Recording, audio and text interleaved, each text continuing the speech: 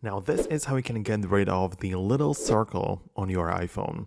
So let me tackle this question because I probably know what you mean. And by the little circle, you probably are referring to the assistive touch. There's this like the floating button on the screen, which you can press and multiple different toggles are going to pop up, or it depends on how you have it set it up. So how can you get rid of this?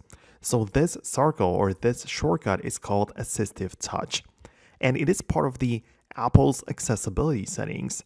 So when you head over inside of your settings and tap on the accessibility section, it is a little bit towards the bottom, marked by a person on a blue background. So you can find it there. Then the first section is one called vision.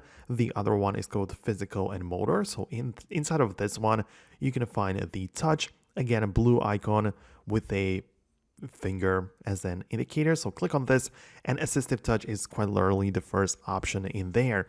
So you have one toggle at the top, which you can just turn off, and the little circle is going to disappear entirely.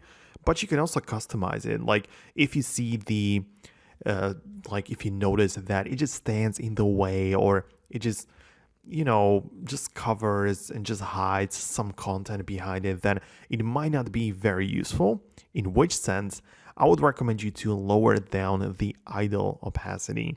So this, as it says here, reduces the visibility of assistive touch when you're not using it, and you can actually see through it. So it's very useful to have it this way, so you can always just see it on the screen when you need it, but it doesn't obstruct the view. It doesn't distract you from whatever you're doing currently. So it is a better way to use it in case you wish to keep it, but you don't want to make it too apparent everywhere.